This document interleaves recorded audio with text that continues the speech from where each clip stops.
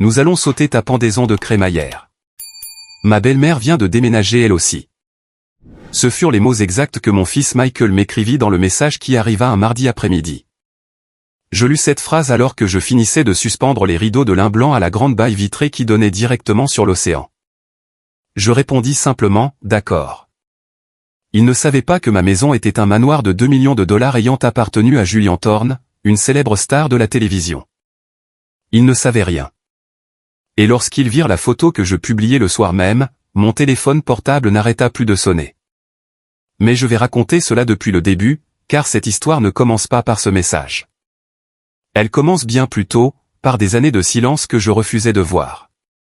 Le message de Michael arriva alors que mes mains sentaient encore la peinture fraîche et que mes genoux étaient douloureux à force de monter et descendre les échelles. J'avais travaillé pendant des semaines pour faire briller chaque coin de cette maison. Chaque fenêtre avait été nettoyée jusqu'à ce que le soleil s'y reflète parfaitement. Chaque détail avait été soigneusement arrangé. Je dus prendre mon téléphone en m'attendant à voir une confirmation de la part de Claire ou de Michael, un signe qu'ils venaient à la pendaison de crémaillère que j'avais préparée avec tant d'amour. Ce que je lus me laissa immobile devant cette baie vitrée que j'avais mis tant de temps à choisir. Maman, je pense que nous allons sauter ta pendaison de crémaillère. La belle-mère de Michael vient aussi de déménager, et nous devons l'aider avec les cartons. Tu comprends, n'est-ce pas? On se rattrapera un autre jour.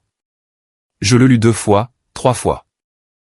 Je cherchais entre les lignes une trace de culpabilité, de véritables excuses, mais il n'y avait rien d'autre que cette phrase sèche et froide. Je répondis par un simple « d'accord », car je ne trouvais la force de rien d'autre. Je restais là à regarder les vagues se briser contre les rochers en contrebas, sentant ce poids familier s'installer de nouveau dans ma poitrine. Ce poids que je portais depuis si longtemps qu'il semblait presque faire partie de moi. La maison était prête.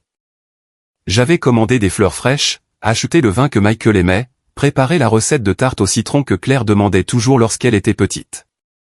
J'avais nettoyé chaque surface de mes propres mains.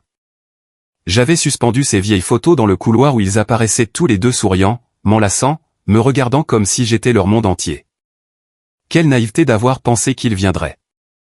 Quelle folie de croire que cette fois-ci serait différente. La table de la salle à manger était déjà dressée. Nappe couleur crème. Assiette en porcelaine héritée de ma mère. Verre en cristal qui étincelait sous le lustre central. 6 places. Une pour moi, 2 pour eux. Une pour la femme de Michael, une pour le mari de Claire, et une de plus pour ma petite fille, qui venait d'avoir 4 ans et que je n'avais pas revue depuis son anniversaire. 6 chaises attendant des corps qui n'arriveraient jamais. 6 serviettes de table soigneusement pliées que personne ne déplierait. Je tournais lentement autour de cette table vide, sentant le silence de la maison m'engloutir tout entière. Dehors, la mer grondait doucement contre la côte. Mais à l'intérieur, il n'y avait que ce vide lourd et dense qui me serrait la gorge. Je repris mon téléphone et ouvris Instagram presque sans réfléchir. Je ne suis pas de celles qui publient chaque moment de leur vie, mais quelque chose en moi avait besoin de montrer ce que j'avais accompli. J'avais besoin que quelqu'un voie qu'Eleanor Vance, à 67 ans, avait réalisé quelque chose de magnifique. Je pris une photo de la baie vitrée avec l'océan en arrière-plan, une autre du couloir avec les photos de famille, une autre encore de la terrasse où les bougainvilliers commençaient déjà à grimper le long des colonnes blanches.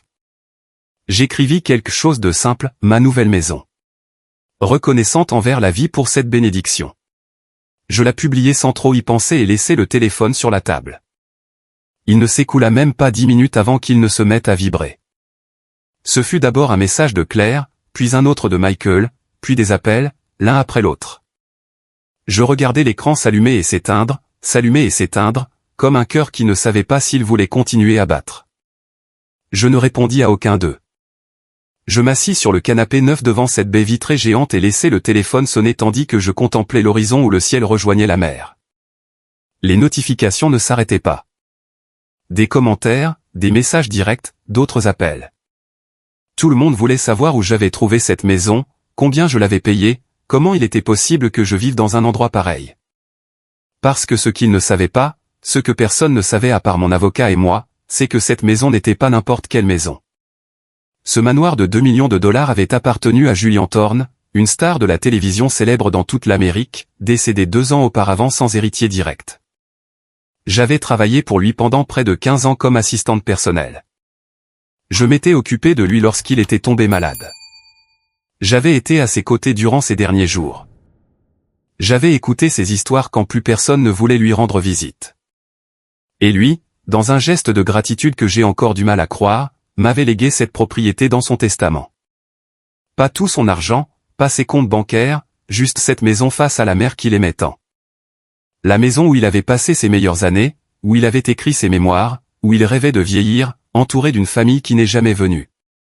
Quand l'avocat m'avait annoncé la nouvelle, je dus pleurer pendant des heures, non pas pour la valeur de la propriété, mais parce que quelqu'un, pour la première fois depuis très longtemps, m'avait vu, m'avait estimé, avait reconnu tout ce que j'avais donné sans jamais rien demander en retour. Julien m'avait laissé cette maison parce qu'il savait que j'en prendrais soin, que je la remplirais de vie, que je n'en ferais pas un musée vide, mais un véritable foyer. Et c'était exactement ce que je faisais depuis 3 mois. Transformer ces murs en mon refuge, mon espace, le lieu où je pouvais enfin respirer sans avoir l'impression de devoir quoi que ce soit à qui que ce soit. Mais maintenant, mes enfants voulaient entrer. Maintenant qu'ils avaient vu les photos, maintenant qu'ils savaient qu'il ne s'agissait pas d'une modeste petite maison de banlieue, mais d'un manoir de luxe avec vue sur l'océan, maintenant ils voulaient venir. Maintenant ils avaient du temps. Maintenant, la belle-mère de Michael pouvait attendre. Je repris le téléphone et lus les messages qui continuaient d'arriver. Maman, désolé. Je pense qu'il y a eu un malentendu. Nous pouvons venir à ta pendaison de crémaillère. C'est ta maison? Tu y habites vraiment? Nous devons parler. Appelle-moi quand tu peux, écrivit Claire presque en même temps. Michael écrivit, Maman, je ne savais pas que tu avais déménagé dans un endroit si grand. Pourquoi ne nous l'as-tu pas dit? Bien sûr que nous venons. Dis-nous juste quand, et nous serons là. Je laissai le téléphone face contre terre sur le canapé et fermai les yeux. Je sentis les larmes monter derrière mes paupières, mais je ne les laissai pas couler. Pas encore. Parce qu'à ce moment-là, quelque chose en moi commença à changer. Quelque chose qui sommeillait depuis des années. Une question froide et claire s'installa dans mon esprit. Combien de fois m'avait-il fait cela auparavant? Combien de fois avais-je préparé quelque chose avec enthousiasme pour finir par attendre seul? Combien d'excuses avais-je entendues? Combien de promesses rompues avais-je pardonnées? Je me levai du canapé et marchai jusqu'à la baie vitrée. Le soleil commençait déjà à se coucher et le ciel devenait orange et rose. Les vagues venaient se briser en bas, constantes, éternelles, indifférentes à ma douleur. Et alors je le sus avec une clarté qui me fit mal à la poitrine comme une douleur physique. Ce n'était pas un malentendu. Ce n'était pas un oubli. C'était un schéma, une exclusion systématique que j'avais ignorée parce que j'avais peur de voir la vérité. Mes enfants n'avaient pas oublié ma pendaison de crémaillère. Ils s'en moquaient tout simplement. Jusqu'à ce qu'ils voient la valeur de ce que je possédais. Je ne pus pas dormir cette nuit-là. Je restai sur le canapé à regarder l'océan sombre jusqu'à ce que le ciel commence à s'éclaircir. Et durant cette longue veille silencieuse, je commençai à me souvenir. Je ne voulais pas me souvenir, mais les souvenirs venaient d'eux-mêmes, l'un après l'autre, comme des vagues impossibles à arrêter. Je me souvins de mon 65e anniversaire. J'avais réservé une table dans ce restaurant italien que j'aimais tant, celui aux lumières chaleureuses et à la musique douce. J'avais invité Claire et Michael 2 semaines à l'avance. Bien sûr, maman. Nous serons là, avaient-ils dit tous les deux. J'avais acheté une nouvelle robe, je m'étais coiffé, j'étais arrivé une demi-heure à l'avance tellement j'étais excité. J'attendis. La serveuse passa 3 fois pour me demander si je voulais commander. Je continuais à dire que j'attendais encore un peu. Je vérifiais mon téléphone toutes les 30 secondes. Rien. Pas de message, pas d'appel. 40 minutes plus tard, Michael écrivit « Désolé, maman. La journée s'est compliquée. On fera ça une autre fois. » Claire n'écrivit même pas. Je mangeais seul ce soir-là. La serveuse me regarda avec pitié quand je lui demandai d'emballer le gâteau d'anniversaire que j'avais commandé pour le partager. Je le jetai à la poubelle en rentrant chez moi. Je me souvins de la remise des diplômes de maternelle de ma petite fille. Un événement modeste mais important. J'avais acheté un cadeau. J'avais demandé un congé à mon travail auprès de Julien pour y assister. J'avais demandé 3 fois à Claire l'heure et l'adresse. Je te tiendrai au courant, maman, disait-elle toujours. Elle ne me tint jamais au courant. Je vis les photos sur Facebook 2 jours plus tard. Ils étaient tous là. Michael et sa femme, Claire et son mari, les autres grands-parents, tous souriant autour de ma petite fille qui tenait son diplôme. Tout le monde sauf moi. Quand je demandai à Claire ce qui s'était passé, elle répondit « Oh, maman, je croyais t'avoir envoyé les infos. » C'était une erreur. Tu sais à quel point tout est fou ces derniers temps. Une erreur. C'est ce qu'elle dit. Et je la crus parce que je voulais la croire. Je me souvins de Noël dernier. J'avais cuisiné pendant 2 jours. Dinde, farce, salade, dessert. J'avais décoré mon petit appartement de lumière et d'un sapin qui tenait à peine dans le salon. J'avais emballé les cadeaux avec soin, choisissant pour chacun d'eux quelque chose qui, je le pensais, leur plairait. Claire annula le matin du 24. Maman, la famille de mon mari insiste pour que nous allions chez eux. Tu comprends, n'est-ce pas? Ils sont plus âgés et ne peuvent pas voyager. Michael annula 1 heure plus tard. Ma belle-mère ne se sent pas bien. Il vaut mieux que nous restions à la maison cette année. Je passais Noël seul à regarder de vieux films. Je mangeais des restes pendant 1 semaine. Les cadeaux restèrent sous le sapin jusqu'en janvier, non ouverts, jusqu'à ce que je finisse par les ranger dans le placard. Je me souvins de mon opération de la vésicule biliaire il y a 2 ans. Une opération mineure, m'avaient dit les médecins, mais j'avais peur. J'avais demandé à Michael de m'accompagner à l'hôpital. Bien sûr, maman. Compte sur moi, m'avait-il assuré. Le jour de l'opération, j'attendis dans la zone préopératoire. L'infirmière demanda, « Est-ce que quelqu'un vous accompagne ?» Je dis, « Oui, mon fils est en route. » J'attendis jusqu'à ce qu'on me dise qu'il était temps d'entrer. Michael arriva alors que j'étais déjà en salle de réveil, à moitié endormi par l'anesthésie. Il resta 20 minutes. Il devait retourner travailler, dit-il. Claire ne vint jamais. Elle envoya des fleurs le lendemain avec une carte disant « Désolé, maman. » Le travail m'a accaparé. Je pris un taxi pour rentrer chez moi. Je montai les escaliers lentement, en tenant ma cicatrice. Je fus seul pendant toute la semaine de convalescence. Sharon, mon amie de l'immeuble où j'habitais, fut celle qui m'apporta à manger et m'aida à changer mes pansements. Je me souvins du jour où j'avais été licencié de mon emploi précédent, avant de travailler pour Julien. C'était injuste, brutal. 30 ans dans cette entreprise et il m'avait laissé partir sans un second regard. Je rentrais chez moi détruite, en pleurs, sentant que ma vie s'effondrait. J'appelais Claire. « Maman, je ne peux pas parler en ce moment. Je suis dans une réunion importante. Je t'appelle plus tard. » Elle n'appela jamais. J'appelais Michael. « Maman, c'est nul, mais je sors avec des amis là. On peut se parler demain. » Il n'appela pas non plus. Je restais assise dans le salon de mon appartement toute la nuit, fixant le plafond, ressentant ce vide que je ne connaissais que trop bien maintenant. Je me souvins de toutes les fois où je leur avais prêté de l'argent et où ils ne m'avaient jamais remboursé.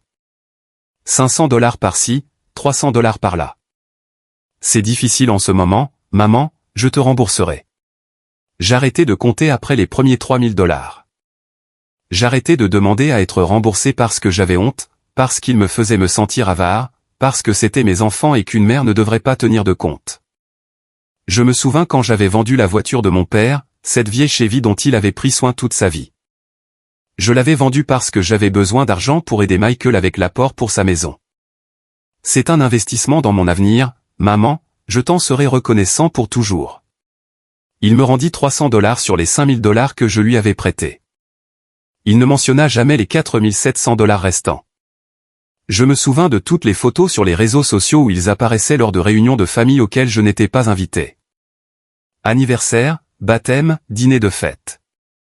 Je les aimais depuis chez moi, souriante pour ne pas paraître être la mère aigrie, commentant des choses douces alors que ma poitrine se serrait. Quelle belle réunion, écrivais-je. Vous avez tous l'air si heureux, commentais-je. Et il répondait par un cœur ou un merci rapide, sans explication, sans excuse, sans invitation pour la fois suivante. Je me souvins quand j'avais adopté ma petite chienne, Luna, il y a 3 ans. Un petit bâtard marron que j'avais trouvé dans la rue. J'étais si excité. Je leur avais envoyé des photos à tous les deux.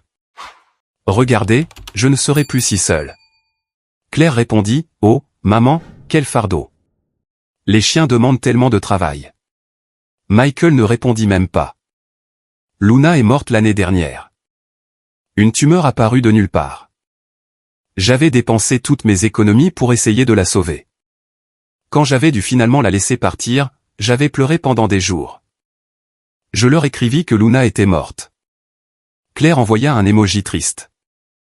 Michael écrivit, c'est bien dommage, maman. C'était tout. Aucun d'eux ne me demanda comment j'allais. Aucun d'eux ne vint s'asseoir avec moi. Aucun d'eux ne semblait comprendre que j'avais perdu mon unique véritable compagnon. Je me souvins de chaque appel écourté. De chaque, je te rappelle, qui ne venait jamais. De chaque plan annulé à la dernière minute, de chaque promesse rompue, de chaque long silence quand j'avais besoin de parler, de chaque fois où je me sentais comme un figurant dans ma propre famille.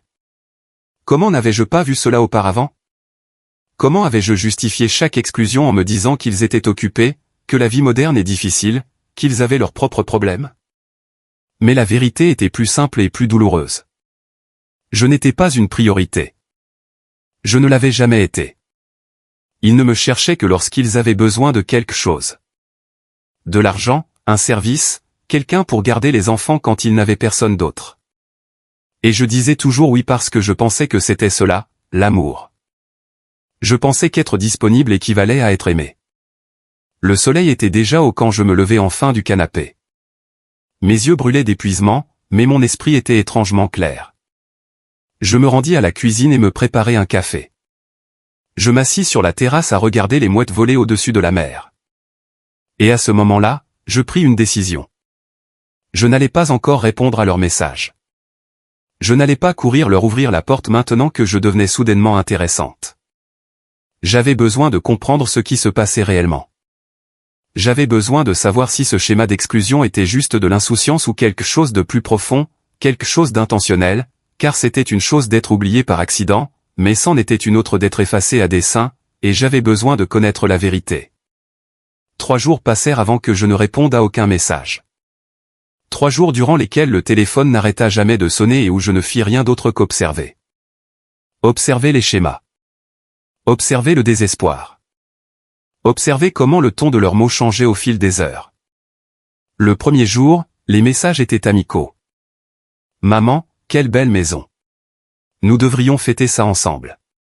Dis-nous comment tu as eu cet endroit. Le deuxième jour, l'impatience se fit sentir. Maman, pourquoi ne réponds-tu pas? Tu es fâché? Nous voulons juste avoir de tes nouvelles.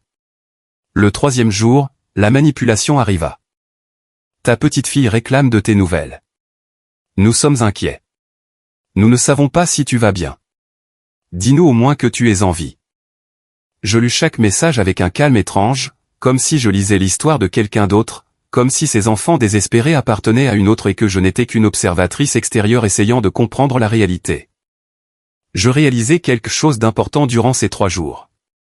Ils ne m'ont jamais demandé comment je me sentais. Ils n'ont jamais dit désolé d'avoir annulé ta fête. Ils n'ont jamais reconnu m'avoir laissé seul. Ils voulaient juste des informations. Ils voulaient juste comprendre comment une femme comme moi, une assistante au modeste salaire, avait fini par vivre dans un manoir de 2 millions de dollars. Le 4e jour, je répondis enfin. Je choisis mes mots avec soin, comme quelqu'un marchant sur de la glace fine. Bonjour. Je vais bien. J'ai été occupé à m'installer. Merci de demander.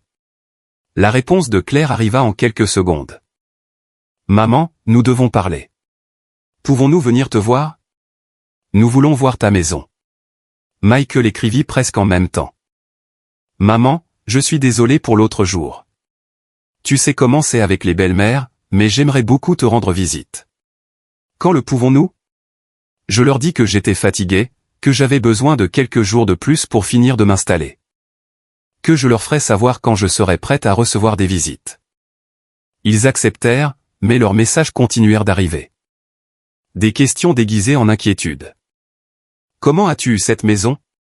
L'as-tu achetée ou la loues-tu? As-tu besoin d'aide pour quoi que ce soit? Je m'assis sur la terrasse avec mon café, regardant le soleil s'enfoncer dans l'océan, et laisser la vérité me frapper de plein fouet.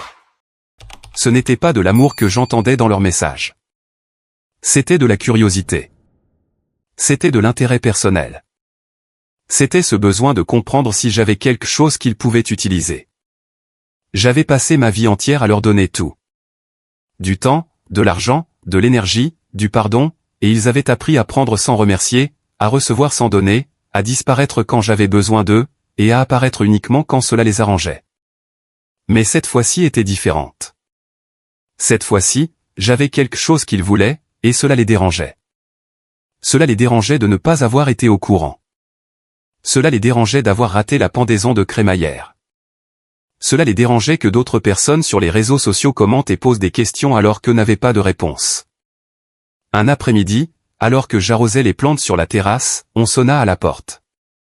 Je n'attendais personne. À travers l'interphone, je vis Sharon, mon amie de l'ancien immeuble. Je la fis monter immédiatement.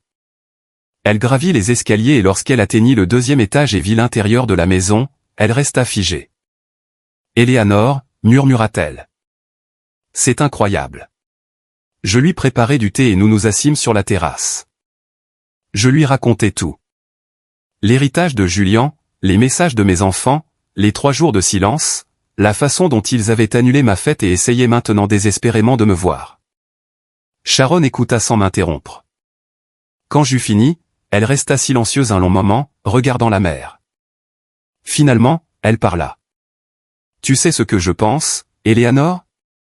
Je pense que tes enfants ne s'attendaient pas à ce que tu possèdes quelque chose de propre. Quelque chose qui ne dépende pas d'eux, quelque chose qu'ils ne puissent pas contrôler. » Ces mots résonnèrent profondément dans ma poitrine. Toute ta vie, tu as été la maman disponible, celle qui prête de l'argent, celle qui pardonne, celle qui comprend, celle qui attend. Et ils s'y sont habitués.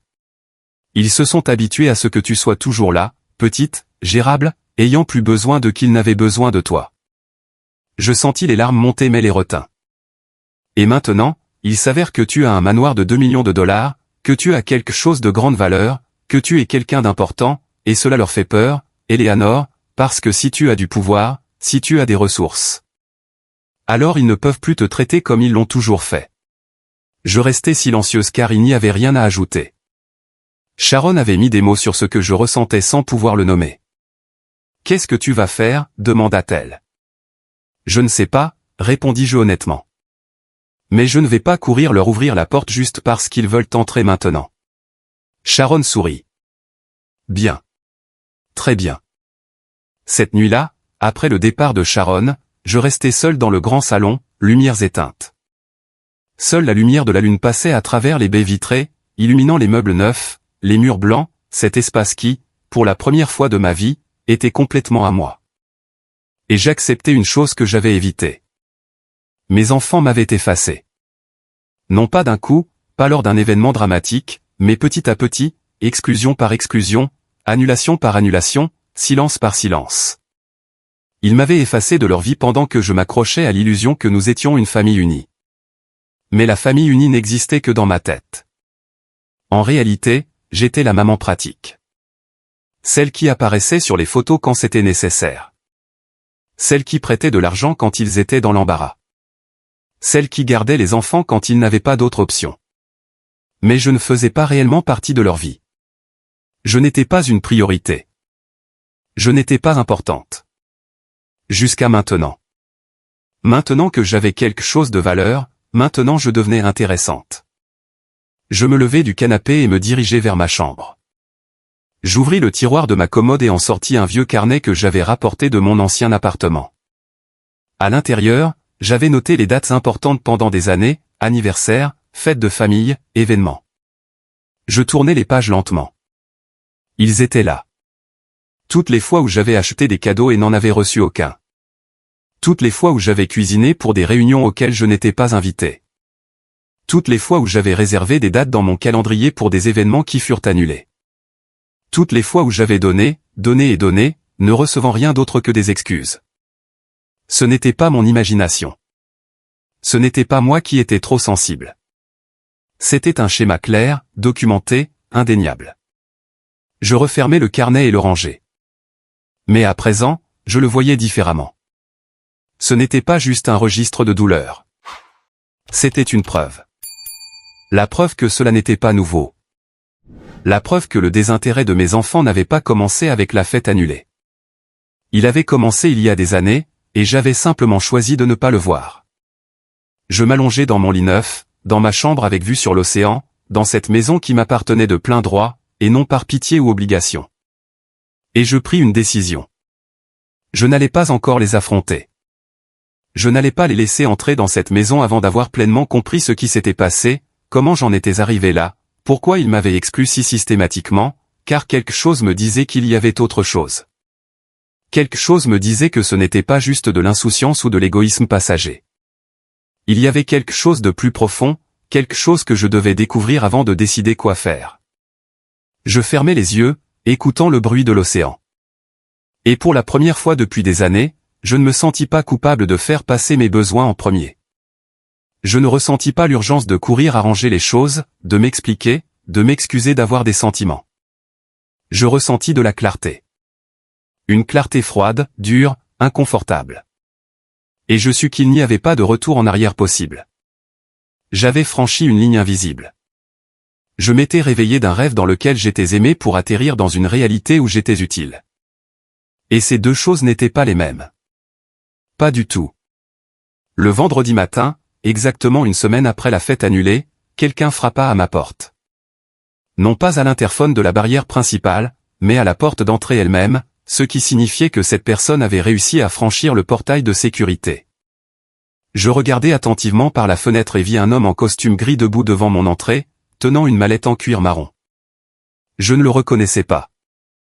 Je descendis les escaliers lentement, téléphone en main au cas où je devrais appeler la sécurité. J'ouvris la porte en laissant la chaîne de sécurité. « Madame Eleanor Vance ?» demanda l'homme d'une voix formelle mais non menaçante.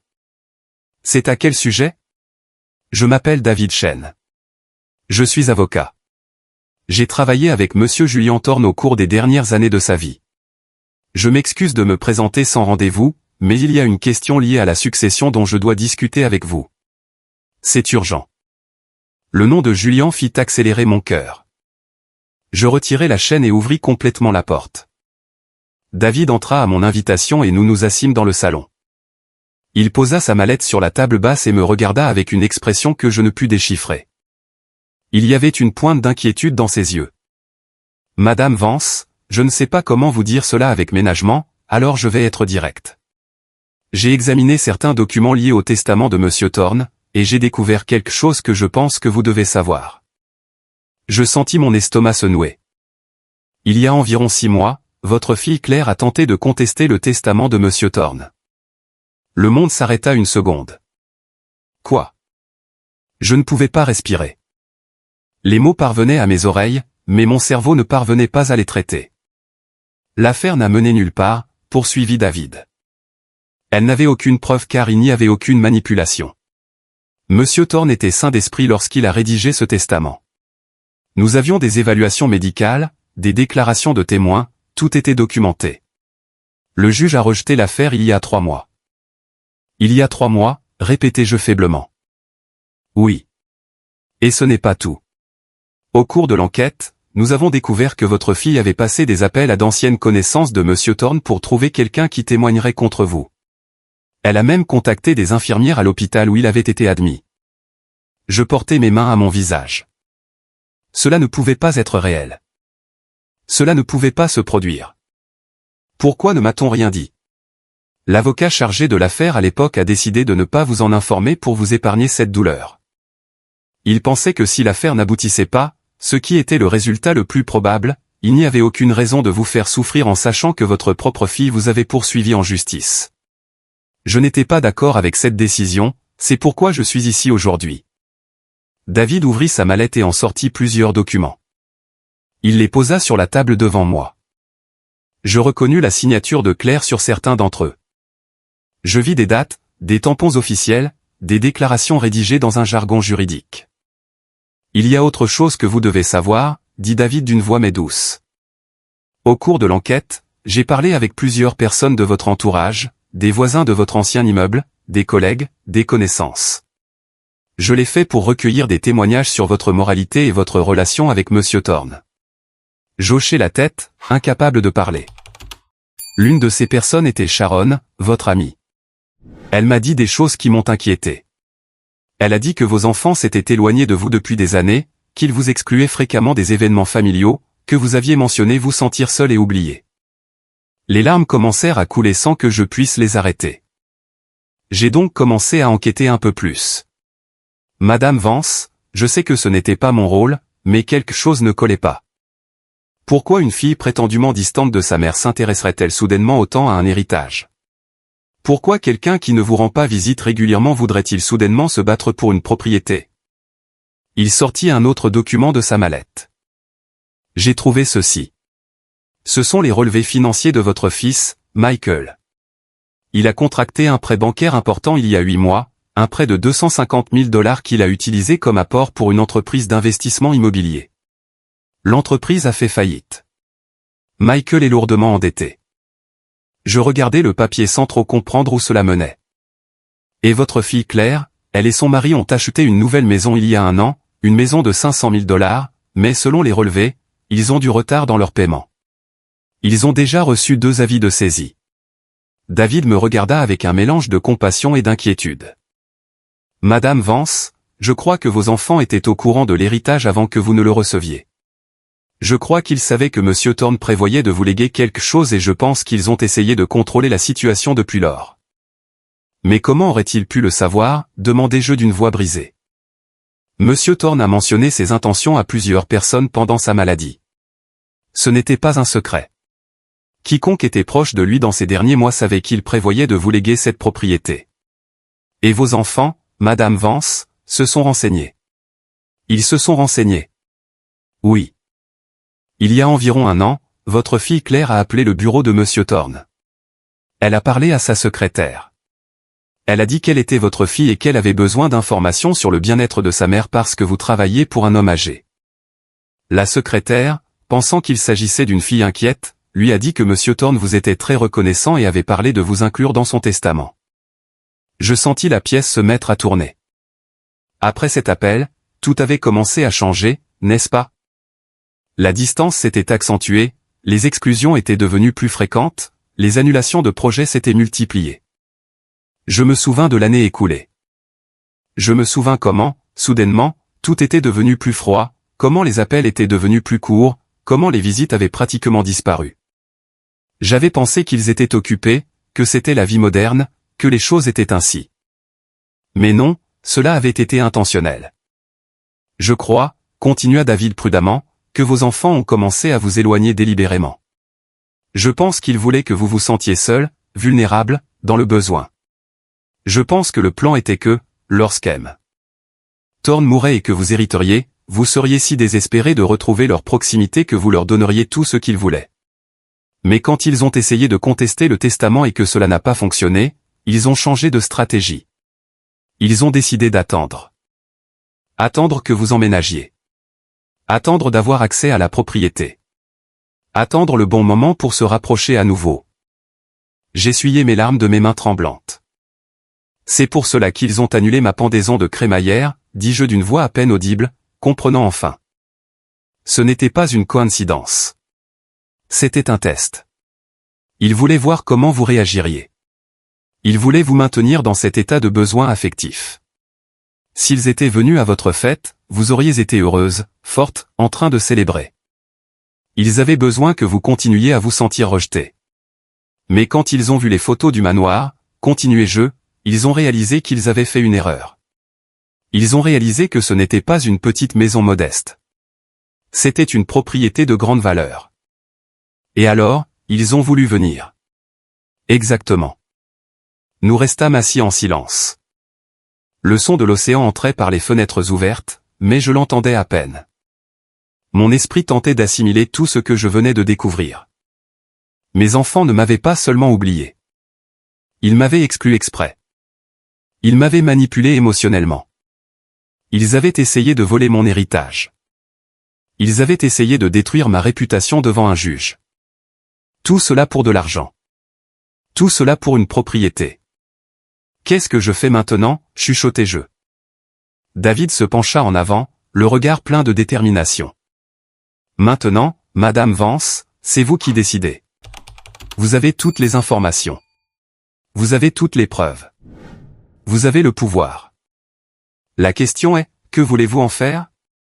Je regardais les documents sur la table, les signatures de mes enfants sur des papiers juridiques tentant de m'enlever ce qui m'appartenait, les preuves de leur dette, les preuves de leur manipulation, et quelque chose en moi. Quelque chose qui était brisé depuis des années, commença à s'endurcir. David resta tout l'après-midi.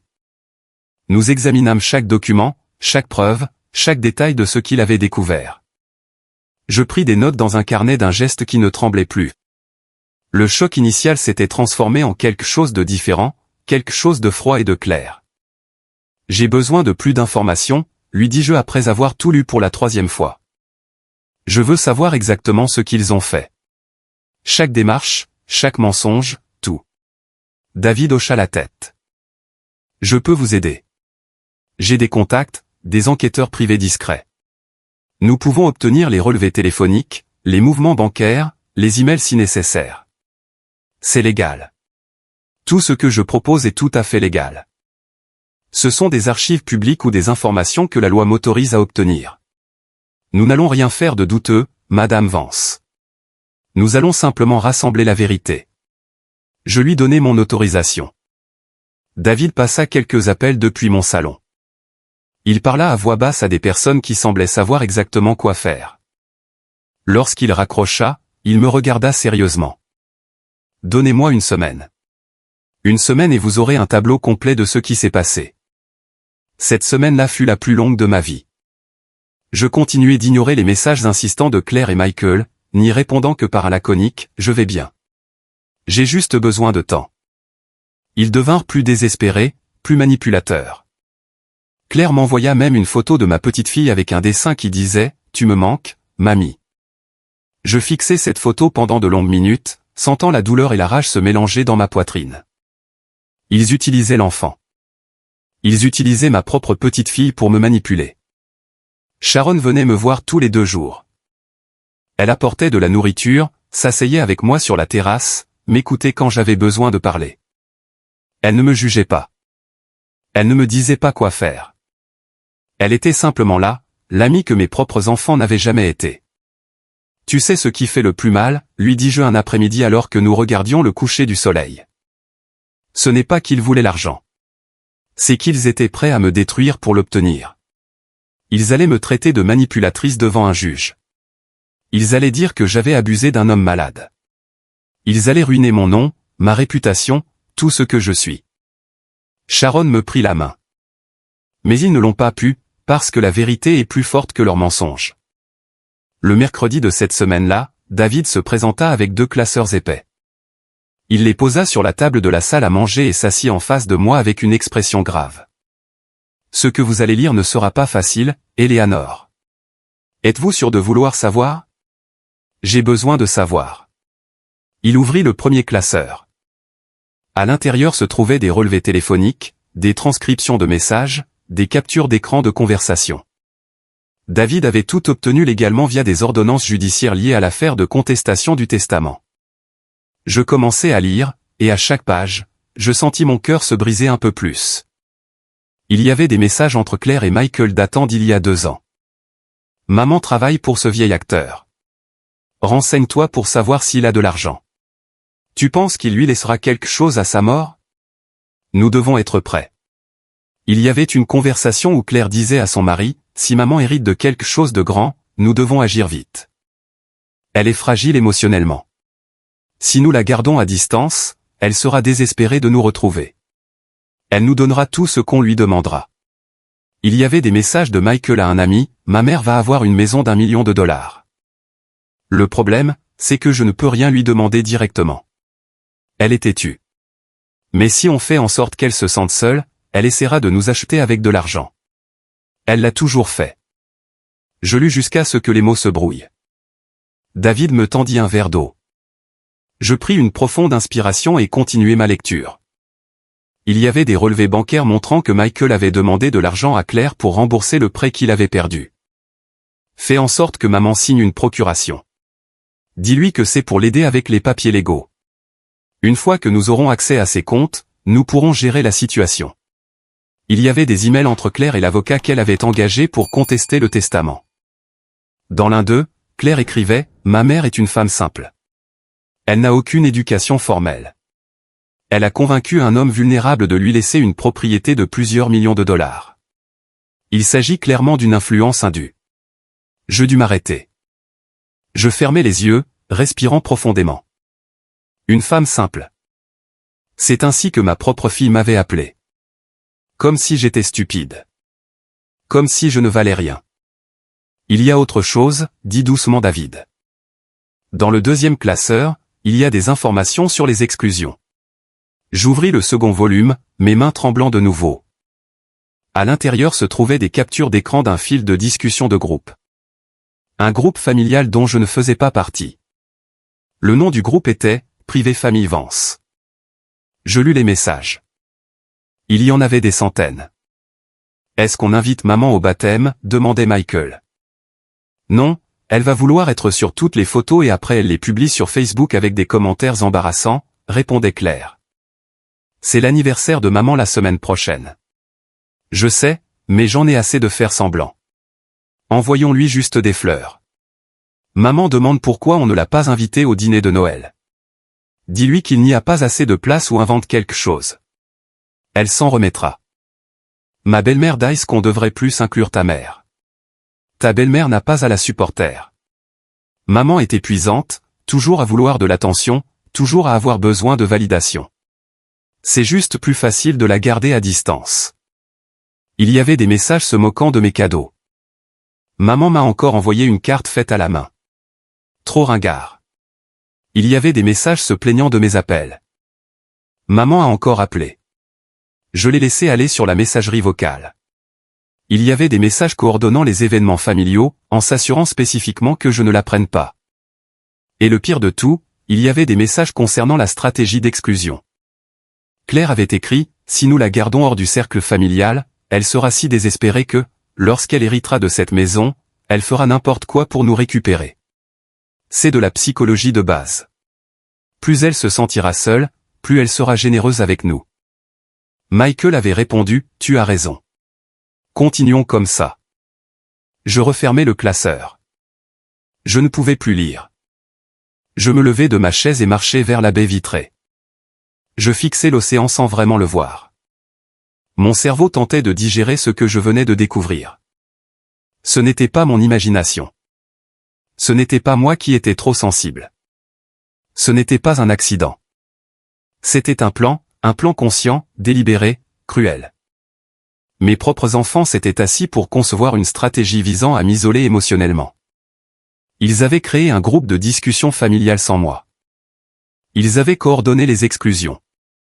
Ils avaient transformé ma solitude en une arme à utiliser contre moi. Madame Vance, dit David derrière moi.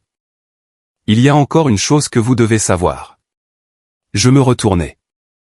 Je ne savais pas si je pouvais en supporter davantage.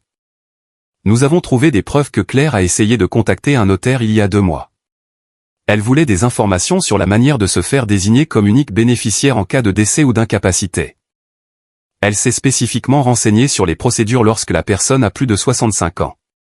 Mon sang ne fit qu'un tour. Cela n'a pas abouti, précisa rapidement David. Le notaire lui a dit qu'elle aurait besoin de votre consentement explicite et de votre signature certifiée. Mais le fait qu'elle ait essayé signifie qu'il planifiait déjà l'étape suivante. J'avais compris. Il ne voulait pas seulement que je leur donne la maison. Il voulait s'assurer que si je mourais, ils hériteraient de tout. David hocha lentement la tête. Je me rassis sur ma chaise. Je posai mes mains sur les classeurs, sentant le poids de tout ce papier, de toutes ces preuves, de cette trahison documentée. Qu'est-ce que je fais de tout cela, David? C'est à vous de décider. Vous pouvez les affronter. Vous pouvez garder vos distances sans rien dire. Vous pouvez engager des poursuites judiciaires pour protéger vos biens, ou vous pouvez faire les 3. Je fixai les classeurs pendant un long moment. Je pensais à toutes les années passées à justifier leurs absences. Tous les anniversaires célébrés seuls, en me disant qu'ils étaient occupés. Toutes les fois où j'avais m'étais senti invisible et où je m'étais convaincu que j'exagérais. Mais je n'avais pas exagéré. Tout était réel. Et pire, cela avait été intentionnel. Je veux faire quelque chose, dis-je enfin d'une voix ferme. Mais je ne veux pas le faire sous le coup de la colère. Je ne veux pas être impulsive. Je veux que ce soit parfait. David sourit légèrement. Alors nous allons planifier cela correctement. Nous allons rassembler chaque élément de preuve. Nous allons tout préparer minutieusement. Et quand vous serez prête, quand le moment sera venu, vous les affronterez avec la vérité d'une manière qu'ils ne pourront ni nier, ni manipuler, ni fuir. De combien de temps as-tu besoin? Donne-moi 3 jours de plus. Je vais préparer un dossier complet avec des copies certifiées, des documents notariés, le tout organisé chronologiquement. Quand tu auras fini de le lire, tu sauras exactement quoi dire et comment le dire. J'acquiesçai. 3 jours. Cette nuit-là, après le départ de David, alors que je me retrouvais seul à nouveau, je ne pleurais pas. Je ne m'apitoyais pas sur mon sort. Je ressentis quelque chose de différent. Je ressentis de la détermination. Je ressentis de la clarté. Je ressentis du pouvoir. Mes enfants avaient passé des années à jouer avec moi, à me manipuler, à m'utiliser. Mais le jeu était terminé parce que désormais, je connaissais la vérité. Et la vérité, comme l'avait dit Sharon, était plus forte que n'importe quel mensonge. Les 3 jours qui suivirent, je les passais dans un état de calme étrange. Ce n'était pas de la paix à proprement parler, mais quelque chose de plus froid, une résolution tranquille qui me faisait me lever chaque matin avec un but. David m'avait confié une tâche spécifique, écris tout ce que tu veux leur dire, chaque sentiment, chaque souvenir, chaque question restait sans réponse. Je m'assis sur la terrasse avec mon carnet et commençai à écrire. Au début, les mots sortirent rapidement, pleins de douleur et de rage. Mais au fil des heures, quelque chose changea. Les mots devinrent plus clairs, plus précis, mais puissants. Je n'écrivais pas un accès de colère émotionnelle. J'écrivais un témoignage, un énoncé de faits que personne ne pouvait réfuter. Sharon passa le 2e jour et me trouva entouré de papiers. Je lui montrai ce que j'avais fait. Elle lut en silence. Et quand elle eut fini, elle avait des larmes dans les yeux. C'est puissant, Eleanor. Très puissant. Il le faut, répondis-je. Parce que je n'aurai qu'une seule chance, une seule conversation où tout sera mis en lumière. Et il ne doit y avoir aucune place pour qu'il manipule, invente des excuses ou me fasse douter. Quand vas-tu faire cela? Bientôt.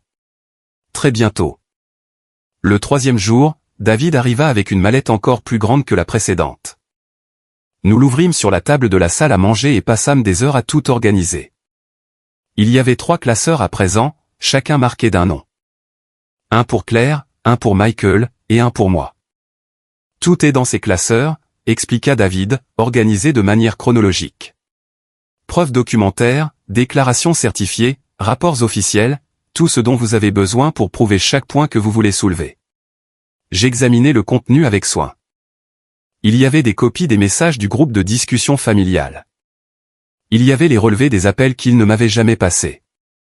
Il y avait des preuves des événements auxquels je n'avais pas été invité, avec des dates exactes et des captures d'écran des publications sur les réseaux sociaux. Il y avait les documents de la tentative de contestation du testament. Il y avait les relevés financiers montrant leurs dettes. Il y avait tout. Et maintenant? Demandai-je. Maintenant, c'est vous qui décidez comment procéder. Vous pouvez les appeler séparément. Vous pouvez les réunir. Vous pouvez le faire dans un endroit neutre ou ici, chez vous. C'est vous qui contrôlez la situation, Eleanor. Je réfléchis longuement. J'imaginais différents scénarios. J'imaginais leurs visages, leurs réactions, leurs tentatives pour se défendre, et alors je sus exactement quoi faire. Je vais les inviter ici pour un dîner, tous les deux, en même temps, avec leurs conjoints. Je vais tout préparer comme s'il s'agissait d'une célébration, comme si j'étais enfin prête à les accueillir dans ma nouvelle maison. David hocha lentement la tête. Une dernière chance pour eux d'être honnêtes. Exactement. Et quand ils échoueront, parce qu'ils échoueront, c'est là que je leur montrerai ce que je sais. Cet après-midi-là, je leur envoyai un message à tous les deux. Je gardai un ton léger, presque enjoué. Les enfants, je suis désolé d'avoir été si occupé.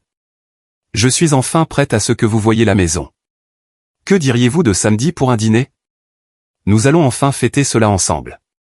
Les réponses arrivèrent en quelques minutes. De Claire, bien sûr, maman, nous serons là. Il était temps. De Michael, parfait. Maman, tu ne sais pas à quel point j'avais envie de te voir. Je lus leur message sans rien ressentir. Ni douleur, ni colère, juste cette clarté froide qui s'était installée en moi. Je passais les jours suivants à tout préparer avec une précision chirurgicale. Je nettoyais la maison jusqu'à ce que chaque surface brille. J'achetais des fleurs fraîches pour chaque pièce. Je choisis le menu avec soin, chacun de leurs plats préférés. Je voulais que tout soit parfait. Je voulais qu'ils n'aient aucune excuse pour dire que je ne les avais pas accueillis chaleureusement. Sharon m'aida pour les préparatifs. Également, nous cuisinions ensemble le vendredi après-midi, elle me demanda « Es-tu sûr de vouloir faire ça ?» Il n'y aura pas de retour en arrière possible après-demain. Je sais, répondis-je en coupant des légumes. Mais il n'y a pas de retour en arrière possible de toute façon. J'ai déjà vu la vérité. Je sais déjà qui ils sont vraiment. La seule chose que je peux choisir maintenant, c'est de garder le silence ou de parler. Et tu vas parler. Je vais parler. Samedi se leva avec un ciel dégagé. Je passais la matinée à régler les derniers détails. Je dressais la table avec ma plus belle vaisselle. J'installais des bougies. J'attachais les serviettes avec des rubans couleur crème. Tout avait l'air élégant, chaleureux, parfait. À 15 heures, je pris une douche et m'habillai. Je mis une robe simple mais élégante, gris perle. Je me maquillais légèrement. Je me coiffais avec soin. Quand je me regardais dans le miroir, je vis une femme différente de celle que j'étais un mois plus tôt. Il y avait quelque chose dans mes yeux, quelque chose de dur et de clair qui n'y était pas auparavant. David arriva à 16 heures. Il apporta les classeurs, que nous plaçâmes dans un cabinet ancien dans un coin de la salle à manger. Personne ne savait qu'ils étaient là à moins que je ne décide de les sortir. « Prête ?» demanda-t-il. « Prête. » À 17 heures pile, on sonna à la porte. Je pris une profonde inspiration et allai ouvrir. Claire arriva la première avec son mari. Elle portait un bouquet de fleurs et affichait un immense sourire qui n'atteignait pas ses yeux. « Maman, dit-elle en m'enlaçant. Tu es magnifique. » Son étreinte semblait fausse, mécanique, comme quelque chose de répété. Je la fis entrer et les conduisis au salon. Je regardais ses yeux balayer chaque détail de la maison, calculant, évaluant, estimant. Elle n'admirait pas ma maison. Elle en faisait l'inventaire. « C'est incroyable, » dit son mari. « Combien de mètres carrés fait-elle ? » Je ne suis pas sûr exactement, mentis-je. Je savais qu'elle faisait 370 mètres carrés. Je n'avais jamais mesuré. 10 minutes plus tard, Michael arriva avec sa femme. La scène se répéta. Des étreintes qui ne semblaient pas réelles. Des compliments exagérés. Des questions sur la maison déguisées en intérêt occasionnel. Je les installai tous au salon et leur servis du vin. Nous parlâmes de choses triviales. Le temps, la circulation, la difficulté de trouver une place de parking. Personne ne mentionna la fête annulée. Personne ne s'excusa pour les semaines de silence précédant le moment où ils surent que ma maison était un manoir. J'observais chaque geste, chaque regard qu'ils échangeaient lorsqu'ils pensaient que je ne regardais pas. Claire touchait le bras de Michael lorsqu'il commençait à trop parler. Michael faisait des signes des yeux lorsqu'il pensait que quelqu'un disait la mauvaise chose. Ils étaient coordonnés. Ils suivaient un plan. À 18 heures, je les invitai dans la salle à manger. Ils firent tous des bruits d'admiration en voyant la table dressée.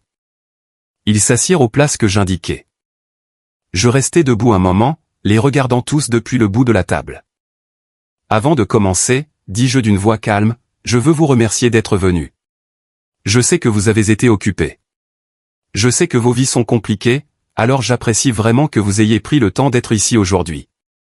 Bien sûr, maman, dit rapidement Claire. Nous avons toujours du temps pour toi. Je suis désolé si tu as pensé le contraire.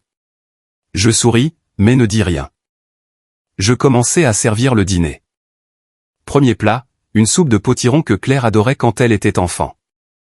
Deuxième plat, Un poulet rôti avec des pommes de terre que Michael demandait toujours. Salade fraîche, pain fraîchement cuit, le tout préparé de mes propres mains, avec soin, avec précision, pendant qu'ils mangeaient et parlaient entre eux. Je touchais à peine à ma nourriture. Je les observais. Je regardais comment ils agissaient comme si de rien n'était.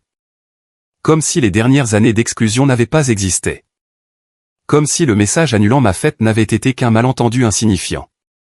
Maman, dit Michael après le deuxième plat, je dois te dire quelque chose. J'ai beaucoup pensé à toi ces derniers temps. J'ai l'impression que nous nous sommes éloignés et je n'aime pas ça. Tu es ma maman. Tu es importante pour moi. Les mots sonnaient répétés, comme les répliques d'un script. Je ressens la même chose, ajouta Claire. Nous devrions nous voir plus souvent. En fait, je pensais que nous pourrions en faire une tradition.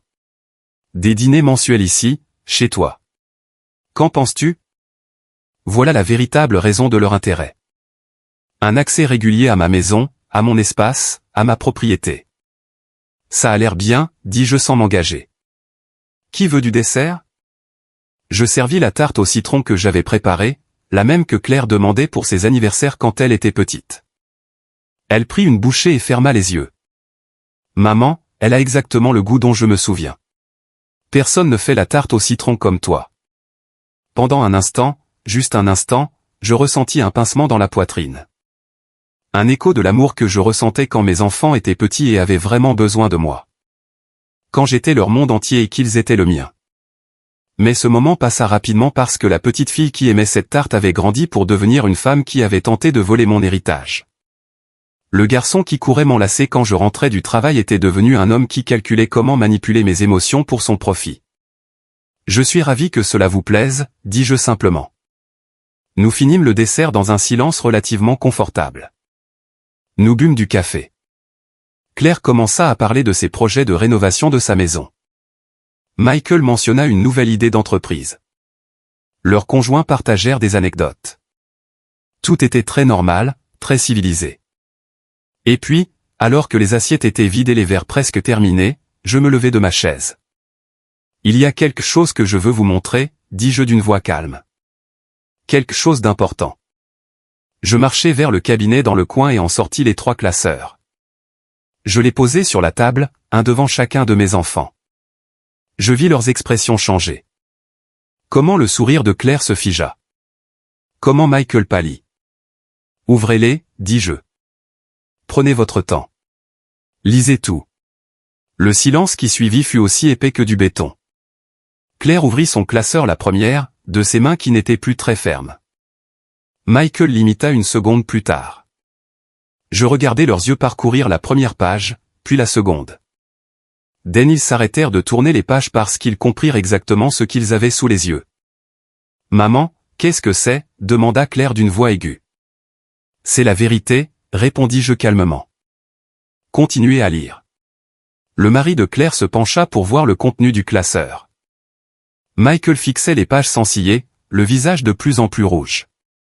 Sa femme posa une main sur son bras, mais il ne réagit même pas. Tout est là-dedans, continuai-je. Les messages du groupe de discussion familiale dont j'étais exclu, les relevés des événements auxquels je n'ai pas été invité. Les conversations où vous coordonniez la façon de me garder à distance, la preuve de la tentative de contestation du testament, les documents concernant vos dettes financières, tout. C'est une invasion de la vie privée. S'écria Claire en refermant brusquement le classeur. Tu n'avais aucun droit de faire des recherches sur nous. Tout ce qui se trouve dans ces classeurs a été obtenu légalement, répondis-je, imperturbable. Ce sont des archives publiques, des documents judiciaires ou des informations que la loi m'autorise à obtenir. Rien de ce que vous voyez là n'est illégal, contrairement à ce que vous avez essayé de faire. Michael n'avait toujours pas parlé. Il fixait simplement les papiers avec horreur. Je veux que vous m'expliquiez, dis-je en me rasseyant sur ma chaise. Je veux que vous me disiez pourquoi. Pourquoi avez-vous créé un groupe de discussion familiale sans moi? Pourquoi avez-vous passé des années à m'exclure systématiquement? Pourquoi as-tu essayé de contester mon héritage, Claire? Pourquoi as-tu planifié de manipuler mes émotions pour avoir accès à cette propriété? Maman, ce n'est pas ce que tu crois, commença Claire. Alors dis-moi ce que c'est.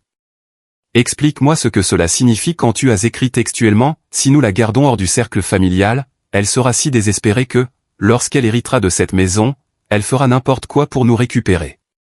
Explique-moi cela, Claire. Explique-moi comment ce n'est pas exactement ce que l'on croit. Elle ouvrit la bouche, mais aucun mot ne sortit. Je la regardais chercher quelque chose à dire, une excuse, une justification. Elle ne trouva rien. Et toi, Michael, me tournai-je vers mon fils. Tu as dit à un ami que j'étais têtu, mais que si tu me faisais me sentir seul, j'essaierais de vous acheter avec de l'argent parce que je l'ai toujours fait. C'est ainsi que tu me vois? Comme quelqu'un qui achète de l'affection? Michael déglutit difficilement. Maman, j'étais en colère quand j'ai dit ça. Je ne le pensais pas, en colère contre quoi? Parce que j'ai reçu un héritage que j'ai mérité par 15 ans de travail honnête. Parce que quelqu'un a enfin valorisé mon dévouement et ma loyauté? Cela t'a mis en colère? Ce n'est pas ça, marmonna-t-il. Alors qu'est-ce que c'est, Michael? Explique-le-moi. Parce que j'ai des documents ici qui montrent que tu as contracté un prêt de 250 000 $, que tu as perdu cet argent dans une entreprise en faillite, et que tu es maintenant lourdement endetté. Et soudain, quand ta mère hérite d'une propriété de valeur, tu veux te rapprocher à nouveau. Comme c'est pratique. Sa femme pâlit. Il était clair qu'elle ne savait pas tout. Et toi, Claire, continuai-je, toi et ton mari avez acheté une maison de 500 000 $. Vous avez 2 avis de saisie. Vous êtes sur le point de perdre cette propriété. Et donc, tu décides que c'est le moment idéal pour contester le testament d'un homme que tu ne connaissais même pas. Pour me traiter de manipulatrice devant un juge, pour dire que j'ai abusé de la confiance d'une personne vulnérable. Nous avions le droit de contester ce testament, dit Claire, retrouvant un peu de voix. C'était suspect qu'un homme riche te laisse tout. Il ne m'a pas tout laissé. Il m'a laissé cette maison, seulement cette maison. Et ce n'était pas suspect. C'était juste. J'ai passé 15 ans à m'occuper de lui. J'étais avec lui dans ses pires moments. Je l'ai écouté quand plus personne n'avait de temps pour lui. J'ai été loyal, dévoué, honnête, et il l'a reconnu. Ce n'est pas de la manipulation, Claire. Cela s'appelle le mériter. Mais tu le savais déjà, accusa-t-elle. Tu savais qu'il allait te laisser quelque chose et tu ne nous l'as jamais dit. Pourquoi aurais-je dû vous le dire? Pour que vous puissiez planifier comment me le prendre encore plus tôt? Pour que vous commenciez à me traiter comme vous l'avez fait? Comment avons-nous traité? Demandait Michael sur la défensive. Je me levai de ma chaise. Je sentis la rage que j'avais réprimée commencer à monter, mais je la contrôlais. Je n'allais pas crier. Je n'allais pas perdre le contrôle. J'allais être claire, précise, dévastatrice. Vous m'avez exclu de ma propre famille. Vous avez créé des événements sans m'inviter. Vous avez coordonné des réunions en vous assurant que je ne le sache pas. Vous avez créé un groupe de discussion intitulé Famille Vance et vous m'avez laissé de côté. Vous vous êtes moqué de mes cadeaux faits main. Vous avez ignoré mes appels. Vous avez annulé des projets encore et encore. Vous m'avez fait me sentir invisible, inutile, comme un fardeau. Je tournais autour de la table tout en parlant. Mon 65e anniversaire. Vous m'avez laissé seul dans ce restaurant, à attendre pendant 1 heure. La remise des diplômes de ma petite fille. Vous ne m'avez même pas dit quand elle avait lieu. Noël dernier. Vous avez tous les deux annulé le jour même, me laissant seul avec de la nourriture pour 10 personnes. Mon opération de la vésicule biliaire. Michael, tu es apparu alors que j'étais déjà en salle de réveil et tu es parti 20 minutes plus tard. Maman, nous avions des choses à faire, tenta Michael. Quelle chose? Quelle chose était plus importante que ta mère sortant d'une opération? Quelle chose était plus importante que de passer Noël avec moi? Quelle chose était si urgente que vous ne pouviez même pas envoyer un message honnête? Aucun d'eux ne répondit. Je vais vous dire ce qui s'est passé. Vous n'aviez pas de choses à faire. Vous ne vouliez simplement pas être avec moi. Parce que je n'étais pas amusante. Parce que je n'avais rien à vous offrir. Parce que j'étais juste la maman qui prêtait de l'argent et ne demandait jamais à être remboursée. La maman qui comprenait toujours, pardonnait toujours, attendait toujours. Je revins à ma chaise mais ne m'assis pas. Je restai là à les regarder tous les deux. Mais quand j'ai hérité de cette maison, quand j'ai soudainement eu quelque chose de valeur, alors vous avez voulu venir. Alors vous aviez du temps. Alors la belle-mère de Michael pouvait attendre. Comme vous avez rapidement changé d'avis en voyant les photos. Ce n'était pas comme ça, dit Claire faiblement. Alors c'était comment? Expliquez-le-moi. Expliquez pourquoi vous avez annulé ma pendaison de crémaillère et que, 2 heures après avoir vu mes photos sur Instagram, vous étiez désespéré de me rendre visite. Expliquez cette coïncidence. Claire regarda Michael. Michael regarda le sol. Leur conjoint ne savait pas où regarder. Je vais vous dire comment c'était, continuai-je. Vous pensiez que j'allais hériter d'une petite maison modeste, quelque chose de petit sans grande valeur. C'est pour cela que vous vous moquiez d'annuler. C'était juste une autre fête ennuyeuse pour maman dans une maison sans importance. Mais quand vous avez vu que c'était un manoir, quand vous avez compris que cela valait 2 millions de dollars, alors vous vous êtes intéressé, car il ne s'agissait plus de moi. Il s'agissait de ce que je possédais. Ce n'est pas juste, dit Michael en levant les yeux. Juste? Tu veux me parler de ce qui est juste? Est-ce juste que j'ai passé des années à vous élever seul après que votre père nous a abandonnés? Est-ce juste que j'ai cumulé 3 emplois pour vous donner une éducation? Est-ce juste que j'ai vendu la voiture de mon père pour te donner l'apport de ta maison, Michael? Est-ce juste que tu ne m'aies jamais remboursé ces 5 000 $? Est-ce juste que je vous ai prêté plus de 12 000 $ au total et que je n'en ai jamais revu un centime? Michael pâlit. Sa femme le fixa avec des yeux écarquillés. Il était évident qu'elle n'était pas non plus au courant pour cet argent. Est-ce juste que tu m'as qualifié de femme simple dans des documents juridiques, Claire? Est-ce juste que tu aies essayé de convaincre un juge que j'avais manipulé un homme malade? Est-ce juste que tu aies contacté des infirmières à l'hôpital pour trouver quelqu'un qui témoigne contre moi?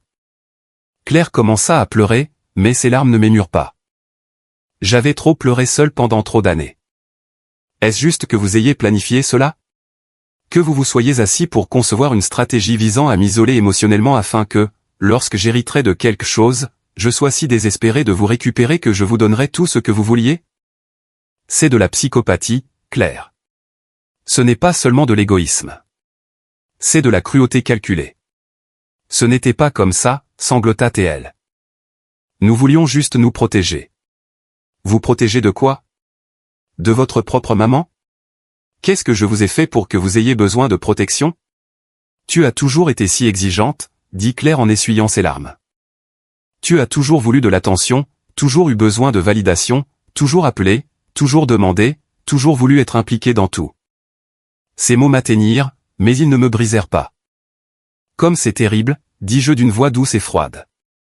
Comme c'est terrible qu'une maman veuille être impliquée dans la vie de ses enfants. Comme c'est exigeant qu'elle appelle de temps en temps pour savoir comment ils vont. Comme elle est dans le besoin de vouloir être invitée aux événements familiaux. Vous avez raison. Je suis horrible. Maman, je ne voulais pas dire ça comme ça, tenta Claire.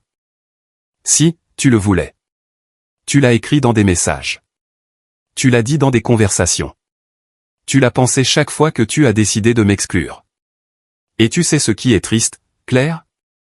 Le plus triste, c'est que j'aurais compris si tu avais été honnête avec moi. Si tu avais dit, maman, nous avons besoin d'espace. Maman, parfois c'est trop. Maman, nous sommes occupés. J'aurais compris. Cela aurait fait mal, mais j'aurais respecté cela. Je tournai à nouveau autour de la table. Mais vous n'avez pas fait cela. Vous avez menti. Vous avez fait semblant. Vous avez manipulé. Vous m'avez utilisé quand cela vous arrangeait et m'avez rejeté quand ce n'était plus le cas. Et maintenant vous êtes ici, dans ma maison, à manger ma nourriture, à boire mon vin, après avoir passé des années à me traiter comme si je n'avais pas d'importance. Et qu'attendez-vous exactement? Que je vous pardonne? Que je fasse comme si rien de tout cela ne s'était produit? Le silence fut absolu. On n'entendait que l'océan au dehors et les légers sanglots de Claire. Je veux que vous partiez, dis-je enfin. Je veux que vous emportiez vos classeurs, que vous lisiez tout pour bien comprendre ce que vous avez fait, et ensuite je veux que vous réfléchissiez pour savoir si vous croyez vraiment mériter de faire partie de ma vie. Maman, commença Michael en se levant. Non, l'arrêtai-je. Pas maintenant. Plus d'excuses. Plus de mensonges. Vous partez. Ils partirent en silence. Claire en pleurs. Michael la tête basse, leur conjoint ne sachant que dire. Je les regardais passer la porte, marcher vers leur voiture, démarrer et disparaître sur la route qui descendait de la colline. Je restais sur le seuil jusqu'à ce que leurs feux arrière se perdent dans l'obscurité. Quand je refermai la porte, le silence de la maison m'enveloppa, mais il ne me sembla pas vide. Il me sembla propre, comme après une tempête quand l'air sent différemment, plus frais, plus réel. Sharon arriva 1 heure plus tard. J'étais toujours assise sur la terrasse à regarder l'océan noir sous la lune. Elle ne posa aucune question. Elle s'assit simplement à côté de moi et posa sa main sur la mienne. « Comment te sens-tu » demanda-t-elle après un moment. « Je ne sais pas » répondis-je honnêtement. « J'ai l'impression que je devrais ressentir quelque chose de plus. De la douleur, du soulagement, de la rage, mais je me sens juste fatigué, comme si j'avais porté quelque chose de lourd pendant des années et que je l'avais enfin posé. C'est exactement ce que tu as fait. » Je dormis profondément cette nuit-là pour la première fois depuis des semaines. Pas de cauchemar, pas de réveil en sursaut, sans ce nœud à l'estomac qui m'accompagnait depuis si longtemps. Quand j'ouvris les yeux le lendemain matin, le soleil entrait à flot par les fenêtres et j'entendais les mouettes au-dessus de la mer. Je vérifiai mon téléphone. Il y avait des messages de tous les deux. De Claire d'abord, « Maman, nous devons parler. S'il te plaît. » De Michael ensuite, « Maman, je suis tellement désolé pour tout. Vraiment. Donne-moi une chance de m'expliquer. » Je ne répondis pas. Je n'étais pas encore prête. Les jours suivants furent étranges. Je me déplaçais dans la maison avec un sentiment de légèreté que je n'avais pas connu depuis des années. Je peignais, je lisais, je marchais sur la plage. Sharon passait souvent et parfois nous restions assises pendant des heures sans parler, profitant simplement de cette compagnie tranquille. 1 semaine après la confrontation, Michael se présenta sans prévenir. Il sonna plusieurs fois à la porte jusqu'à ce que je réponde enfin à l'interphone. « Maman, s'il te plaît, donne-moi juste 5 minutes. » J'hésitais, mais quelque chose dans sa voix semblait différent. Moins défensif, mais brisé. Je le fis monter. Il gravit les escaliers lentement, comme si son corps était lourd. Quand il entra, je vis qu'il avait perdu du poids. Il avait de profondes cernes sous les yeux. Ce n'était plus le même homme confiant qui était venu dîner. « J'ai tout lu » dit-il sans s'asseoir. J'ai lu chaque page de ce classeur, encore et encore. Et tu as raison, pour tout. Je n'ai pas d'excuses, maman. Je n'ai pas de justification. Ce que nous avons fait était impardonnable. Je restais silencieuse, à l'écoute. J'ai laissé Claire diriger. Ses projets, sa façon de voir les choses. Elle était toujours plus forte, plus décidée, et j'ai juste suivi. Je pensais que cela me rendait moins coupable, mais maintenant je comprends que cela me rend tout aussi coupable. Peut-être plus, parce que je savais que c'était mal, et je l'ai fait quand même. Il passa ses mains sur son visage. Ma femme ne savait rien pour l'argent que je t'avais demandé, pour les projets de Claire, pour aucune des choses que nous avons faites. Quand je lui ai montré le classeur, elle a failli me quitter. Elle le fera peut-être encore. Elle m'a dit que je suis un lâche. Et elle a raison. Pourquoi es-tu venu, Michael, demandai-je d'une voix calme. Parce que j'ai besoin que tu saches que je suis désolé. Que je comprends ce que j'ai perdu. Pas la maison, pas l'argent. Toi. J'ai perdu ma maman. J'ai perdu la personne qui était toujours là, qui donnait toujours tout, qui ne demandait jamais rien de réel en retour. Et je l'ai perdu parce que j'étais égoïste, lâche et cruel. Je sentis quelque chose se détendre un peu dans ma poitrine. Je ne m'attends pas à ce que tu me pardonnes, continua-t-il. Je ne m'attends pas à ce que nous revenions à ce que nous étions, car ce que nous étions était brisé depuis longtemps et je ne voulais pas le voir. J'avais juste besoin de te dire que tu as raison sur tout et que si un jour, peut-être dans des années, tu décides de me donner une chance de te connaître à nouveau pour de vrai, non pas comme le fils qui prend, mais comme le fils qui apprend à donner, je serai là. Il se tourna pour partir, mais s'arrêta à la porte. Une dernière chose, Claire ne viendra pas. Elle est toujours en colère. Elle pense toujours que tu es la méchante. Elle croit toujours qu'elle avait droit à tout cela. Elle ne changera pas, maman. Et je ne vais plus la suivre. Je ne ferai plus partie de cela. Lorsqu'il partit, je restai assise pendant des heures à assimiler ses paroles. Ce n'était pas suffisant. Des excuses n'effaçaient pas des années de douleur, mais c'était un début, une reconnaissance réelle de la vérité. 2 semaines plus tard, Michael revint. Cette fois avec sa femme et ma petite fille. Ils n'entrèrent pas dans la maison. Ils sonnèrent simplement. Et quand j'ouvris, ma petite fille courut vers moi, un dessin à la main. « Mamie, j'ai fait ça pour toi », dit-elle de sa douce petite voix. « C'est notre nouvelle maison, mais avec un chemin qui va jusqu'à chez toi, comme ça tu peux nous rendre visite. » Le dessin montrait 2 petites maisons reliées par un chemin coloré. Je sentis les larmes menacer de couler. « C'est magnifique, ma chérie », dis-je en la serrant dans mes bras. La femme de Michael me regarda avec des yeux sincères. « Madame Vance, je suis tellement désolé de ne pas avoir réalisé ce qui se passait. Michael m'a tout raconté, et je veux que vous sachiez que dans notre foyer, vous serez toujours la bienvenue. Toujours. » Je ne les invitais pas à entrer ce jour-là, mais j'acceptais le dessin. Je l'accrochai sur mon réfrigérateur, là où je pouvais le voir chaque matin. Les mois suivants furent une lente reconstruction. Michael venait toutes les 2 semaines, demandant toujours avant de rendre visite, ne présumant jamais qu'il en avait le droit. Parfois nous étions simplement assis sur la terrasse à boire du café. Parfois nous marchions sur la plage. Nous ne parlions pas beaucoup de ce qui s'était passé. C'était trop frais, trop douloureux encore. Mais petit à petit, je commençais à découvrir un Michael différent. Un homme qui me demandait comment j'allais et écoutait vraiment la réponse. Un fils qui apportait des fleurs sans occasion spéciale. Un homme qui s'excusait lorsqu'il annulait un projet et le reprogrammait réellement. Un homme qui admettait lorsqu'il avait tort. Pour l'anniversaire de ma petite fille, ils m'invitèrent à la fête. C'était en petit comité dans leur jardin, juste la famille proche. Quand j'arrivai, Michael m'accueillit avec une véritable étreinte. Pas mécanique, pas répété, réel. « Merci d'être venu, maman, dit-il. Cela signifie tout pour nous. » Pendant la fête, j'observais. Je regardais comment ils interagissaient. Je regardais comment la femme de Michael m'incluait dans les conversations. Je regardais comment ma petite fille courait pour me montrer chaque cadeau qu'elle ouvrait. Je regardais comment Michael me cherchait du regard de temps en temps, s'assurant que j'allais bien. Ce n'était pas parfait. Il y avait encore des moments délicats. Il y avait encore des cicatrices. Mais il y avait un effort sincère. Il y avait un changement réel. Claire n'appela pas pendant des mois. Ses messages initiaux de colère avaient cessé. Le silence de son côté était absolu. Michael me dit qu'elle l'avait affronté, furieuse qu'il l'ait trahi en me parlant de nouveau. Je lui ai dit que la seule trahison était ce que nous t'avions fait, me dit Michael, et que je ne ferai plus partie de cela. Elle a raccroché, et je n'ai plus eu de nouvelles d'elle depuis. Cela faisait mal.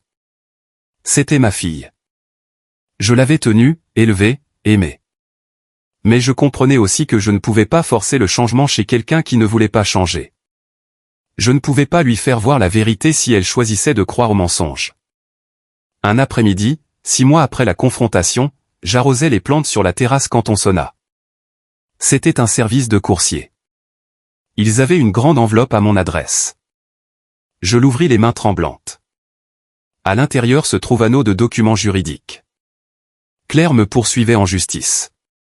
Elle affirmait que j'avais manipulé Michael pour l'éloigner d'elle, que je détruisais sa famille, et qu'elle avait droit à une partie de l'héritage parce qu'elle était ma fille.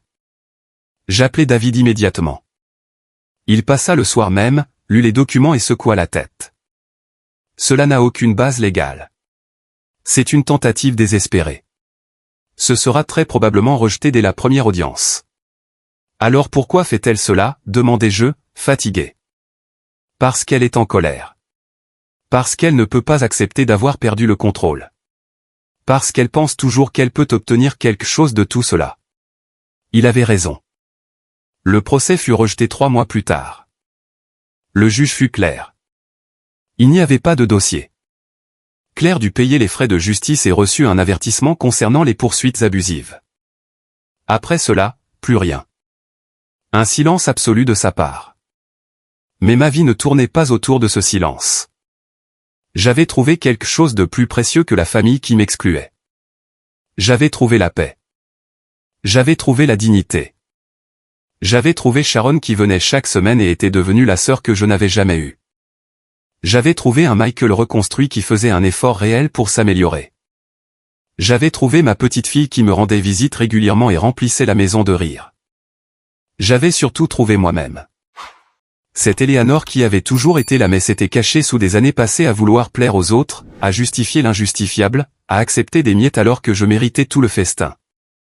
Un matin, 1 an après avoir emménagé dans le manoir, je me réveillais alors que le soleil entrait à flot par les fenêtres et j'entendais les mouettes au-dessus de la mer. Je fis du café et sortis sur la terrasse. Les vagues se brisaient doucement contre les rochers. Les mouettes volaient en cercle. Le ciel était clair et lumineux. Je m'assis dans mon fauteuil préféré, celui qui donnait directement sur l'horizon, et pris une profonde inspiration. Cela sentait le sel, les fleurs, la liberté. Et je souris. Je souris parce que j'étais vivante, parce que j'avais survécu. Parce que j'avais choisi la vérité plutôt que le confort, parce que j'avais choisi ma dignité plutôt que la peur d'être seul. Et je découvris que je n'avais jamais vraiment été seul. J'avais juste été entouré des mauvaises personnes. 2 ans ont passé depuis ce dîner. 2 ans depuis que j'ai ouvert ces classeurs et changé le cours de ma vie pour toujours. Aujourd'hui, alors que je suis assis sur cette même terrasse à regarder l'océan qui ne s'arrête jamais de bouger, je peux dire quelque chose que je ne pouvais pas dire auparavant. Je suis en paix. Ce n'est pas la paix de celui qui oublie. C'est la paix de celui qui se souvient mais ne saigne plus. C'est la paix de celui qui comprend que lâcher prise n'est pas la même chose que perdre. Parfois, lâcher prise est le seul moyen de gagner. Michael vient toujours chaque semaine sans faute. Il a amené sa famille pour Noël l'année dernière et, cette fois, c'était réel. Rien de forcé, rien de joué. Ma petite fille a 6 ans maintenant et adore chercher des coquillages sur la plage devant chez moi. Elle m'appelle tous les soirs avant de s'endormir pour me raconter sa journée. Mamie, aujourd'hui j'ai appris à écrire ton nom, me dit-elle récemment. Regarde.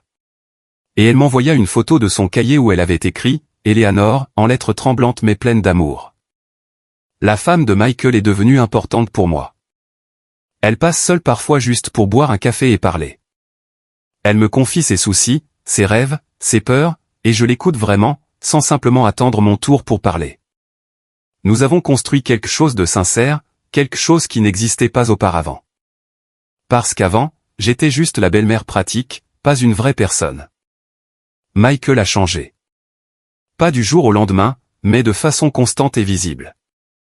Il a commencé une thérapie il y a 1 an. Il m'en a parlé avec honte au début, comme s'il s'agissait d'une faiblesse d'admettre qu'il avait besoin d'aide. Je lui ai dit que c'était la chose la plus courageuse qu'il ait jamais faite. C'est plus facile de rester brisé que de faire le travail nécessaire pour se reconstruire, lui ai-je dit.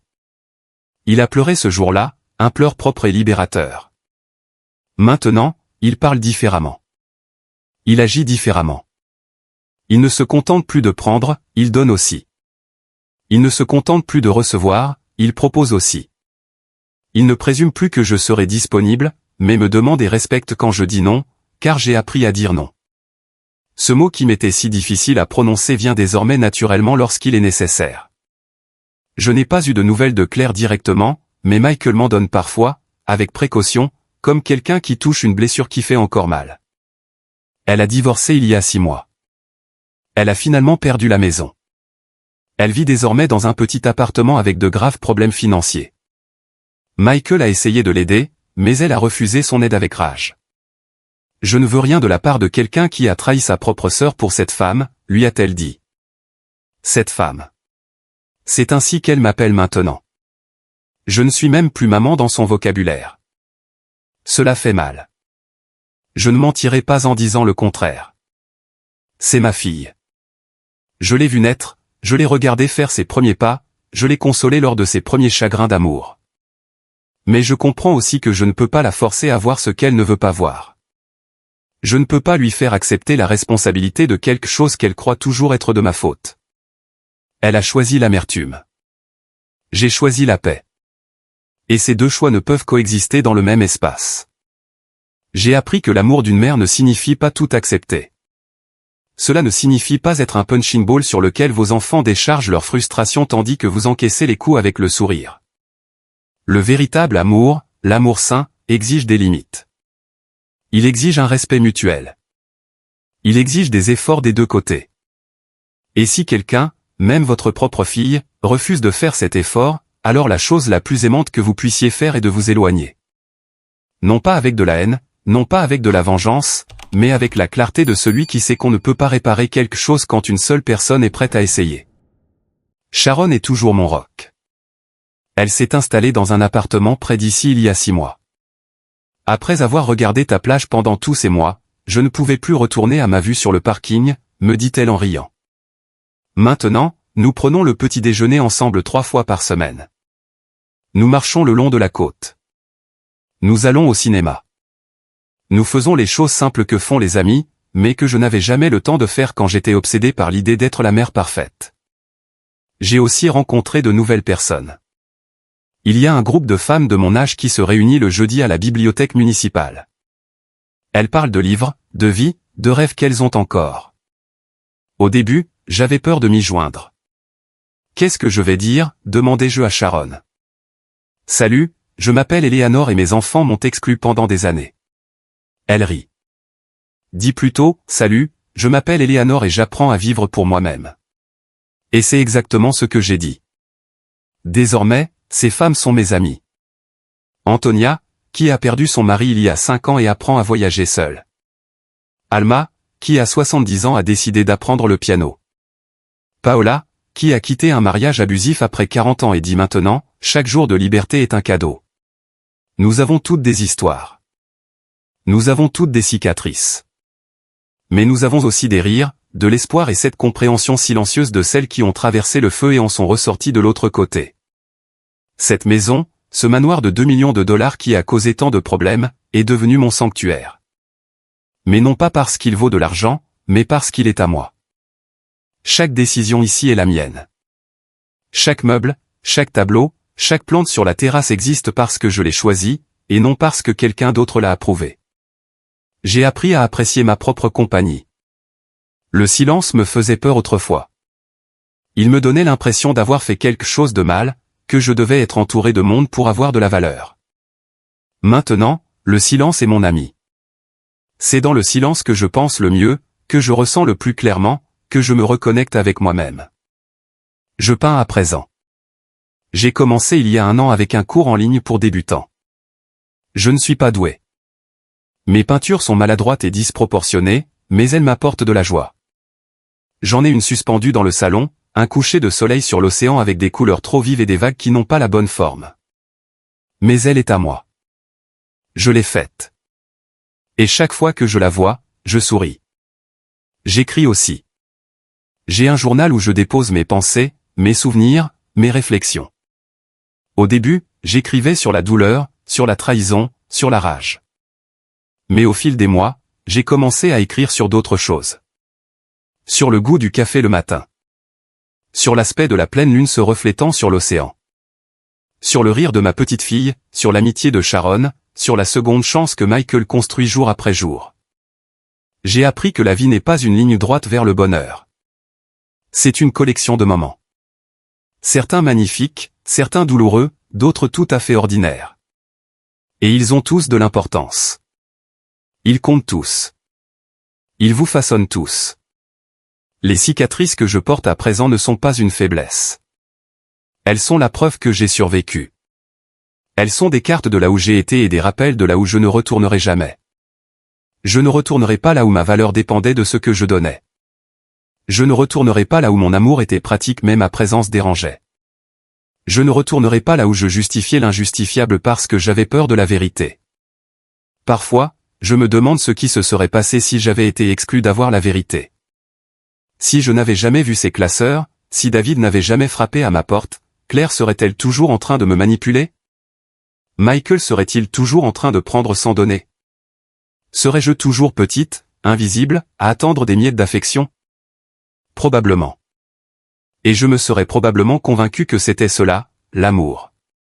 Parce qu'il est plus facile de croire à un mensonge confortable que d'affronter une vérité douloureuse. Mais j'ai affronté la vérité. Et oui, cela a fait mal. Cela a fait si mal qu'il y a eu des nuits où je ne savais pas si je pourrais continuer à respirer. Mais de l'autre côté de cette douleur, j'ai trouvé quelque chose dont j'ignorais l'existence. Ma propre force, ma propre voix, ma propre valeur. Maintenant, je sais que je n'ai besoin de personne pour me compléter. Je suis complète par moi-même. Les gens qui entrent dans ma vie à présent sont des ajouts, pas des solutions. Ils sont une compagnie, pas un salut. Et cette différence change tout. Ce matin, alors que je buvais mon café sur la terrasse, j'ai vu un dauphin sauter près du rivage. Il est resté là pendant plusieurs minutes, sautant et jouant dans les vagues. Sharon était avec moi, et nous sommes restés assis en silence à regarder ce spectacle simple mais magnifique. Tu sais ce que je pense, dit Sharon après un moment. Je pense que tu es comme ce dauphin, libre de jouer dans ton propre océan sans personne pour te dire où nager. Elle avait raison. C'est exactement ce que je suis maintenant. Libre. Et maintenant, alors que je termine d'écrire ceci, alors que le soleil se couche sur l'océan, peignant le ciel d'orange et de rose, je veux vous dire quelque chose, à vous qui lisez ceci, à vous qui vivez peut-être ce que j'ai vécu. À vous qui vous sentez peut-être invisible au sein de votre propre famille, à vous qui justifiez, qui pardonnez, qui attendez, qui donnez et donnez sans jamais recevoir. Écoutez-moi. Vous avez de la valeur. Non pas pour ce que vous donnez, non pas pour ce que vous faites, non pas pour tout ce que vous endurez. Vous avez de la valeur simplement parce que vous existez. Et s'il y a des gens dans votre vie qui ne peuvent pas voir cela, qui ne vous cherchent que lorsqu'ils ont besoin de quelque chose, qui vous excluent quand ce n'est pas pratique, alors ces gens ne méritent pas l'espace qu'ils occupent dans votre cœur. Il n'est pas égoïste de fixer des limites. Il n'est pas cruel d'exiger du respect. Il n'est pas mal de s'éloigner de quelqu'un qui vous fait du mal, même si vous partagez le même sang. La famille, ce n'est pas seulement qui vous a donné la vie. La famille, c'est qui vous honore, qui vous voit, qui choisit de rester, non pas par obligation, mais par amour sincère. Et si vous devez reconstruire votre famille à partir de zéro, avec des amis qui deviennent des sœurs, des connaissances qui deviennent des confidents, des inconnus qui vous montrent plus de loyauté que votre propre sang, alors faites-le. Ne restez pas là où vous êtes toléré, à attendre le jour où vous serez célébré. Ce jour n'arrivera peut-être jamais. Et pendant que vous attendez, votre vie passe. Votre vie est maintenant. Votre valeur est maintenant. Votre paix est maintenant. J'ai 69 ans. Certains diraient qu'il est tard pour recommencer à zéro. Mais je vous le dis, il n'est jamais trop tard pour se choisir soi-même. Il n'est jamais trop tard pour lâcher prise de ce qui vous fait du mal. Il n'est jamais trop tard pour construire la vie que vous méritez. Et vous? Avez-vous déjà eu l'impression qu'on essayait de vous effacer de votre propre histoire? Vivez-vous pour les autres tout en vous oubliant vous-même? Justifiez-vous aujourd'hui ce que vous savez, au fond de votre cœur, être mal? Si c'est le cas, je vous dis la même chose que j'aurais aimé que l'on me dise il y a des années. Réveillez-vous. Ouvrez les yeux. Voyez la vérité. Et quand vous la verrez, même si cela fait mal, même si cela fait peur, même si cela change tout, choisissez la vérité malgré tout. Parce que la vérité fait mal, oui. Mais les mensonges tuent. Et vous méritez de vivre.